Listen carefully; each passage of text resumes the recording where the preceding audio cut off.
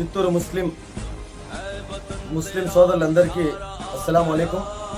గత కొన్ని రోజులుగా ఈ శేషాపీరాను మసీదుపై మనం చేస్తున్న పోరాటం న్యాయబద్ధంగా అని చెప్పి నేను ప్రతి ముస్లిం సోదరులకి తెలియజేసుకుంటున్నాను. ఏ విధంగా న్యాయ పోరాటం అంటే ఇది మన మసీదు ఆస్తుల్ని దుర్వినియోగం చేస్తున్నారని చెప్పి మనకు తెలిసింది కాబట్టి మనం ఆ కమిటీకి పోయి నిలదీశాం. ఈ మసీదుకు సంబంధించిన లెక్కలు చూపించాలా అని. ఈ విభేదాలు ఎక్కడి నుంచి మొదలైందంటే రోడ్లో పోయే వాళ్ళకి వచ్చే వాళ్ళకి మనం సమాధానం చెప్పము అని చెప్పి వారు చెప్పడంతో ప్రతి ముస్లింకి మసీదు కానీ ఏ పవిత్ర స్థలాలు కానీ నిలదీసి అడిగే హక్కు ఉండాలి. మనము వారికి అడగలేని పరిస్థితిలో ఆ మసీదుకు సంబంధించిన నోటీస్ బోర్డు పెట్టాలి. ముఖ్యంగా నోటీస్ బోర్డు పెడితే ఆ కమిటీకి అడగాల్సింది ఉండదు. ఎందుకంటే వారు ఆ మసీదుకు సంబంధించిన ఏ రూపాయి అయినా కరెక్ట్ చోటే ఖర్చు పెడుతున్నారనేది ఆ నోటీస్ చూసి తెలుసుకుంటారు. నేను ముఖ్యంగా ఈ వీడియో ఎందుకు చేస్తున్నానంటే చిత్తూరు ముస్లిం సోదరులందరికీ ఇది రెండు కుటుంబాల విభేదాలు అని చెప్పి అనుకుంటున్నారు. మన నోటీస్ కూడా వచ్చింది వారి మధ్యలో ఎందుకు అని చెప్పి. ఇది రెండు కుటుంబ మధ్యలో జరిగే విభేదాలు కాదు. ఇది మసీదు స్థలంలో మసీదుకు సంబంధించిన ఆదాయం కానీ, మసీదుకు సంబంధించిన ఆస్తులు కానీ, మసీదుకు సంబంధించిన షాపుల గురించి మనం నిలదీశాము కాబట్టి ఆ కమిటీ వారు మాపై ఆగ్రహం వ్యక్తం చేశారు.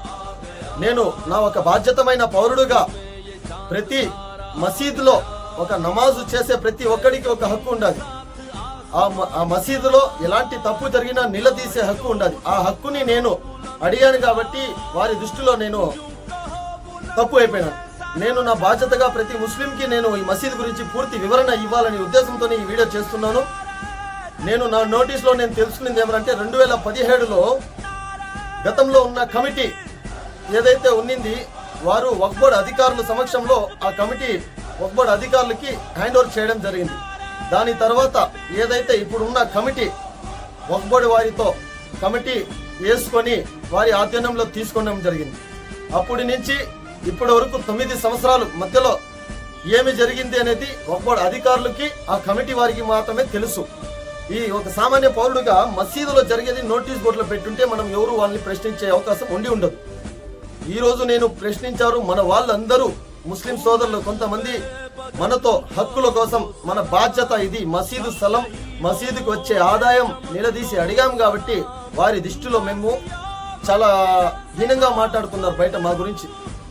మేము దేవుడు స్థలం కాపాడాలనే ఉద్దేశంతోనే ఈరోజు నేను ప్రతి ముస్లిం వారికి చెప్పుకుంటున్నాను ఈ మసీదుకు సంబంధించిన ఏ ఆదాయం ఉంది అని చెప్పి. వీరు ఇచ్చిన ఇది వచ్చి ప్రొసీడింగ్ కోర్టు నుంచి ఒక మసీదు సమయం ముగిసిన తర్వాత వక్ఫ్ బోర్డు అధికారులతో పోయి కమిటీ యొక్క రిన్యూల్ చేసుకోవాలి తప్ప కానీ కోర్టు నుంచి వాళ్ళు వక్ఫ్ బోర్డు అధికారులకు పంపించారు. ఏమని కమిటీ మళ్ళీ మాకే ఇవ్వండి అని. దాని తర్వాత వక్ఫ్ బోర్డు అధికారులు ఆ కమిటీ వారు ఏం నిర్ణయించారో అనేది మనకు తెలీదు. ఈ 2022లో దీంట్లో ఈ ప్రొసీడింగ్లో మసీదు ఆదాయం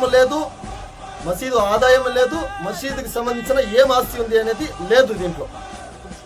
దాని తర్వాత ఈ 2017 నుంచి 2026 వరకు 9 సంవత్సరాలు ఆ మసీదు కమిటీ ఒక ప్రయాణం చేసి ఉన్నది.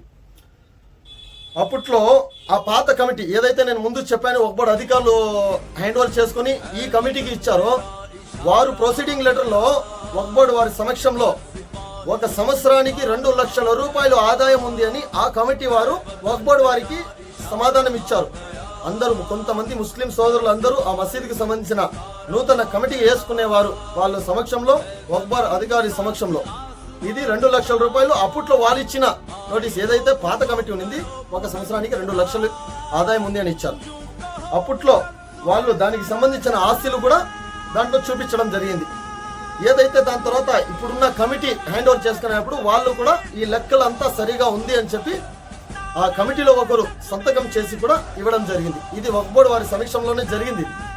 దాని తర్వాత వారు తీసుకున్న తర్వాత 2017 నుంచి ఇప్పుడు 7వ నెల 25 2025లో ఈ కమిటీ సమయం ముగిసింది. దాని తర్వాత వాళ్ళు ప్రొసీడింగ్లో ఏమిచ్చారో ఈ మసీదు ఆదాయం 1,20,000 రూపాయలని ఇచ్చారు. ఈ మసీదుకు సంబంధించిన ఆస్తిలో 2 షాపులు ఉంది అని ఇచ్చారు. మీరు ఒకసారి ఈ విషయంలో ఇంకొకసారి నేను ఈ విషయం పైన ఇంకొకసారి మాట్లాడతాను. ఈ మసీదుకు సంబంధించిన 1,20,000 చెప్పారు కదా, గత కమిటీ ఉన్నప్పుడు వాళ్ళు 2 లక్షలు ఇచ్చారు. ఇక్కడ 1,20,000కి ఆ 2 లక్షలకి 80,000 రూపాయలు షార్టేజ్. దీనికి ఏమనేది ఆ కమిటీ వారు సమాధానం ఇవ్వాలా. మనం ఇది ప్రశ్నించడం తప్ప, దీంట్లో ఉండేదే మనం ప్రశ్నించాం కానీ మన నోటు మనం ఏం ప్రశ్నించలే.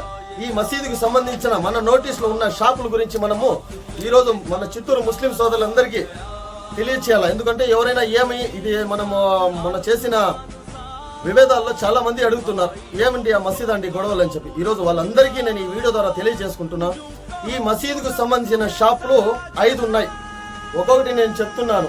షాప్ నంబర్ 1 ఇది కింగ్ హోటల్ అని బాడిగిచ్చున్నారు. దీని బాడిగ ఎంత ఏమనేది తెలీదు. అది అడిగాం, అది తప్ప మనం అడగడము. ఈ మసీదుకి సంబంధించిన మున్సిపాలిటీ ట్యాక్స్ మరియు కరెంట్ బిల్లో షేషా పిరాన్ మాస్క్ అని ఉంది. నేను చెప్పట్లే, మున్సిపాలిటీ చెప్తున్నది. అలాగే 2వ షాపు పంజాబ్ నేషనల్ బ్యాంక్ పక్కనున్న 2 షాపులు షేషా పిరాన్ మాస్క్ మసీద్ కి సంబంధించినది. దీంట్లో కరెంట్ బిల్లో మున్సిపాలిటీ ట్యాక్స్ లో మసీదు పేరు ఉంది. ఎన్ని అయింది? అది 2 షాపులు, అది 1 3. ఇది ఆ పంజాబ్ నేషనల్ బ్యాంక్ ఎదురుగా ఒక పీర్ల పండుగ పెట్టే వెనక సైడు మసీదుకు సంబంధించిన గోడను ఉండాలి. ఇది నేను చెప్పట్లే, మున్సిపాలిటీ ట్యాక్స్ కరెంట్ బిల్ చెప్తా ఉంది. షేషా పిరాన్ మాస్క్ అని 3 అయింది. 4 అయింది. ఇది మసీదుకు ఆనుకొని ఒక టీ షాప్ ఉన్నింది. ఇప్పుడు ఇది రోడ్ వైండింగ్ జరుగుతుంది కాబట్టి దాన్ని తొలగించేసడం జరిగింది. ఇది కూడా మీ అందరి నోటీసులో ఉంటుంది. ఈ 5 షాపులు అయింది ఇక్కడికి. ఇది వారు ఇచ్చిన ప్రొసీడింగ్ లో, వీళ్ళు ఇచ్చిన ప్రొసీడింగ్ లో 2 షాపులను ఇచ్చారు. ఇది మనం అడగడం తప్ప, మనం చూపిస్తున్నది వాస్తవం. నేను చెప్పట్లేదు. ఈ 5 షాపులు మున్సిపాలిటీ ట్యాక్స్ ఉండాలి. కరెంట్ బిల్లో షేషా పిరాన్ మసీద్ అని ఉండాలి. అది మనం నిలదీసాం. వీళ్ళు 2 షాపులు అని ఇచ్చారు, దాంట్లో ఎందుకు 5 ఉండాలి? ఇప్పుడు వారి ఉద్దేశం ఏమనేది మనం అడగడం తప్ప. అప్పుడున్న కమిటీ 2 లక్షల రూపాయల ఆదాయం చూపించారు. ఈ రోజు వాళ్ళు చూపించిన ఆదాయం 1,20,000 రూపాయలు. 80,000 రూపాయలు తగ్గే అవకాశాలు ఉన్నాయా?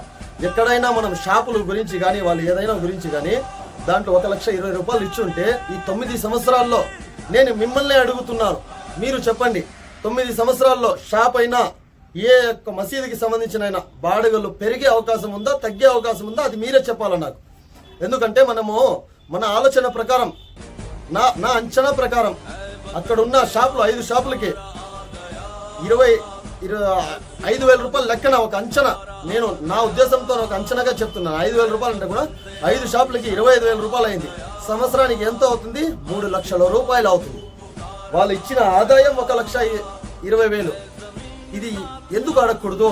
మసీదు స్థలం, నువ్వు నన్ను ఏమార్చు, నేను నిన్ను ఏమార్స్తాను. అది నీ మధ్య నా మధ్య. ఇది పవిత్ర స్థలంలో ఉండే చేసే తప్పులకి ఎవరికి అడిగే హక్కు లేదా? ఒక ముస్లింగా మనం అందరం అడుగుతున్నామంటే మన హక్కు కోసం కాదు. మసీదు స్థలాలు కానీ మసీదు పేరు చెప్పుకొని వారు చేస్తున్న తప్పుల్ని నిలదీశాం కాబట్టి మేము శత్రువులుగా వాళ్ళకి కనబడుతున్నాం. నేను ముఖ్యంగా ఇది 2 కుటుంబాల సమస్య కాదు.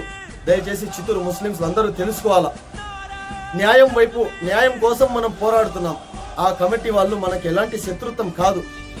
వారు కూడా ముస్లింలుగా ప్రశ్నించడం తప్పు కాదు. ప్రతి ఒక్క మనిషిని అక్కడ మసీదుకి ముసల్లి వెళ్ళేవారు ఎవరైనా అడగొచ్చు. వాళ్ళు నోటీస్ పెట్టుంటే ఇదంతా మనం ప్రశ్నించే అవకాశమే ఉండుండదు. వాళ్ళు పెట్టలేని కారణంగా మనకు ఆలోచన వచ్చాయి, ఈ మసీదుకి సంబంధించి ఆదాయం ఏముంది, మనం ఎందుకు ఈ మసీదు 9 సంవత్సరాలుగా డెవలప్మెంట్ కాదు. ఒకే కమిటీ 9 సంవత్సరాలు ప్రయాణం చేస్తుంది. ఏం రీజన్ ఏమి? ప్రజలకి తెలియచేయాలా? నోటీస్ బోర్డులు అయినా పెట్టాలా? 9 సంవత్సరాలుగా మనమే చేస్తున్నాం. సరే, అభివృద్ధి చేశారు, మీరు అభివృద్ధి చేసింది చూపించాలా జనాలకి. ప్రతి ఒక్క ముస్లిం బాధ్యత. మసీదులు అభివృద్ధి చేయడం కూడా అంతే బాధ్యత. మసీదు తప్పుదారిలో ఎవరైనా వెళ్తుంటే నిలదీసి అడగడం కూడా ప్రతి ఒక్క ముస్లింకి హక్కు ఉంది. దయచేసి నేను ఈ ఉద్దేశంతో మీరు ఎవరికైనా ఏమైనా అనుమానం ఉంటే మా దగ్గర వచ్చి అడగొచ్చు. మేము అడిగింది తప్పు అని చెప్పి మీరు నిరూపించండి. ఆ విషయంపై మేమందరం క్షమాపణ కోరుకుంటాం.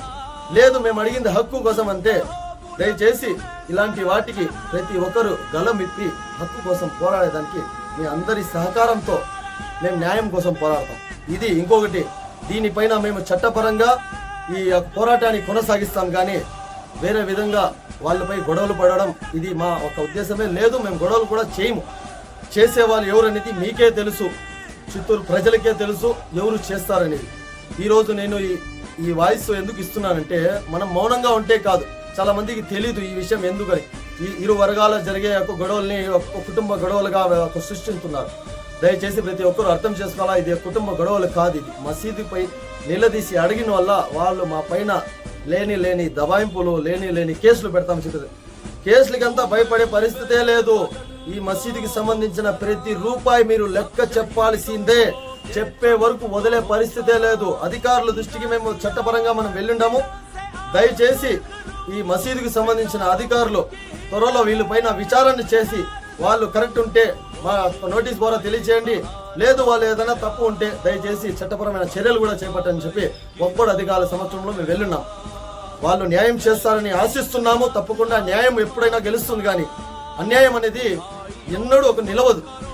దేవుడి స్థలం కోసం, దేవుడి కోసం మన ప్రాణాలకైనా త్యాగం చేస్తాం, కానీ ఈ మసీదు స్థలంకి సంబంధించిన ఏదన్నా సరే అధికారులు దయచేసి హ్యాండ్ ఓవర్ చేసుకుని ఆ కమిటీ పైన విచారణ చేసి పూర్తి విచారణ చేసి ప్రజలకి తెలియజేస్తారని చెప్పి ఆశిస్తూ మీ అందరికీ సెలవు తీసుకుంటున్నాను. అస్సలాం.